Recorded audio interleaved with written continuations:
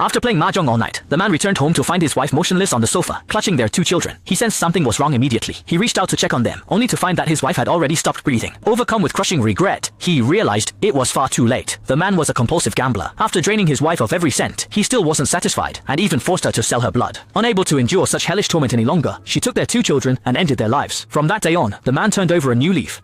20 years passed in the blink of an eye. The once notorious gambler had become a prominent tycoon, yet he lived in constant guilt over his wife and children, haunted every night by dreams of his wife poisoning him and their kids with her own hands. One day, unable to bear the inner torment any longer, the man stood on the edge, ready to jump. But in the next second, time suddenly reversed. To his horror, he realized he had been sent back to the day before his wife's death. Before he could even process what was happening, his wife suddenly walked through the door with their 2 children. When exactly did you get back?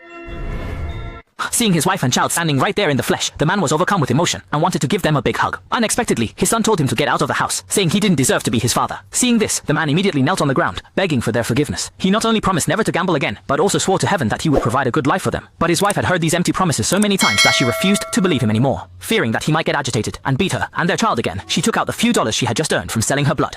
But instead of gambling with the money he took, the man decided to buy some food. To his surprise, as soon as he stepped outside, his neighbors all gave him a wide berth. Because of his gambling addiction in his past life, no one wanted to give him the time of day. Seeing this, the man felt dejected, but he vowed to make a fortune and give his wife and child a better life. Looking at the crumpled bills in his hand, he couldn't think of a way to make money. Just then, he spotted a guy on a motorcycle at the intersection. It was his childhood friend who had made a fortune selling soap in his past life.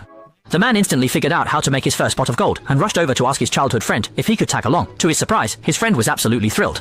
Everyone calls me a profiteer. I can't even pay anyone to help me, but you're the first one who's actually offered.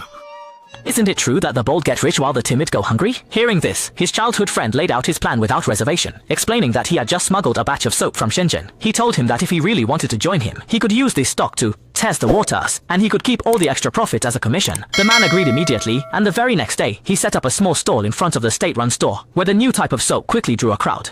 Hey young man, is this for use in the city? Oh, you can bet your bottom dollar. This isn't just some cheap country soap. Go ahead, take a sniff. It really is top quality stuff. Not too shabby, right? We've got a special promotion running right now. It's only $2 a piece, and if you buy 5, I'll throw in a towel for free. Hearing about such a great deal, the crowd swarmed in, and the soap was sold out in no time at all.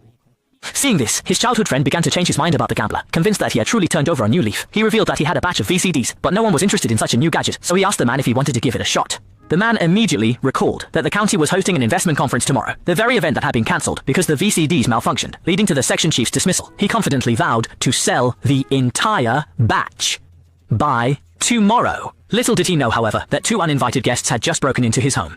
Her husband was a compulsive gambler, so a well-meaning neighbor attempted to find his wife a new, more suitable man. However, she was a deeply dutiful and traditional woman. Despite her own profound disappointment, she firmly refused the offer. The neighbor persisted.